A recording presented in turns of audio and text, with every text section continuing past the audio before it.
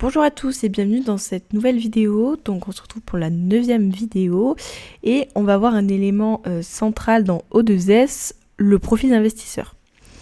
Donc c'est lui qui va permettre de comprendre le client, de sécuriser votre conseil et surtout donc de proposer des investissements adaptés à sa situation. Donc dans un premier temps, on va donc se rendre sur le profil investisseur qui est accessible directement dans la fiche client. Donc pour ça, on se rend dans la fenêtre contact et on vient cliquer sur le client concerné. Donc une fois qu'on est là, on se rend dans tout parcourir, conformité et profil d'investisseur. Donc c'est ici que vous allez retrouver toutes les informations nécessaires pour analyser le client et construire vos recommandations. Donc le profil d'investisseur va vous permettre de déterminer plusieurs éléments clés comme le niveau de risque que le client peut accepter, ses objectifs, ses horizons d'investissement, sa situation financière, etc.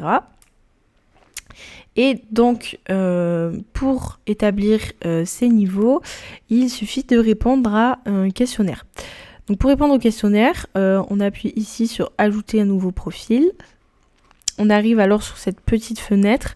Ici, il n'y a pas besoin de remplir, à part si c'est une personne autre que le client concerné qui remplit le questionnaire. Donc ensuite, on fait continuer.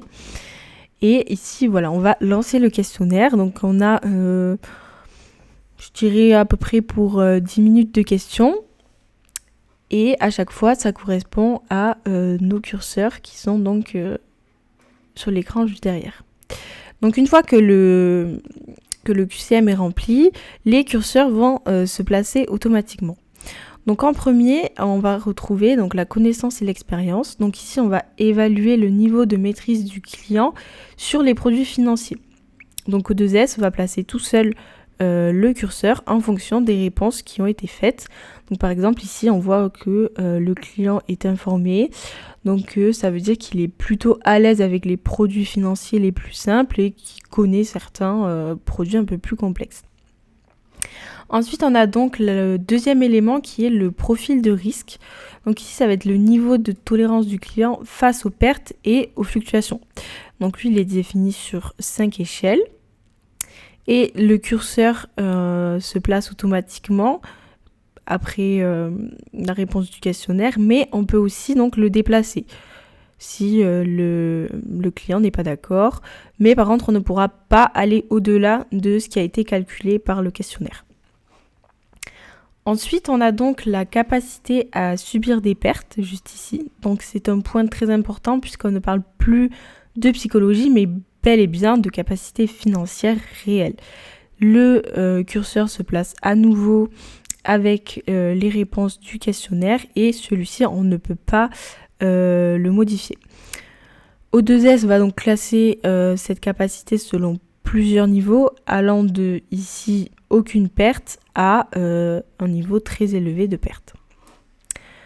Ensuite, on arrive sur la partie juste en bas, préférence de placement. Donc ici, c'est là que le client va exprimer ses objectifs, rendement, sécurité, diversification.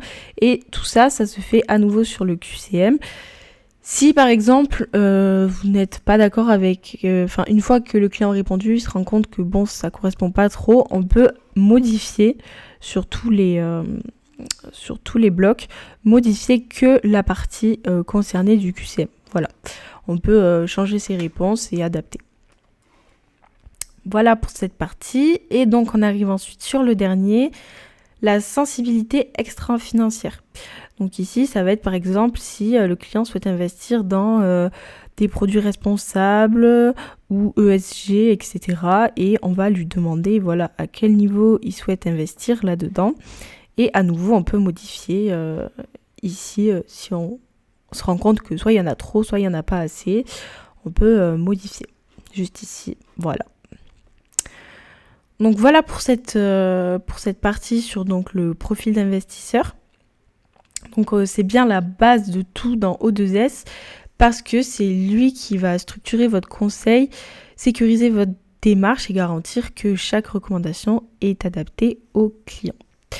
Donc voilà pour cette vidéo. On se retrouve ensuite dans la prochaine vidéo qui sera la vidéo numéro 10 concernant donc la conformité.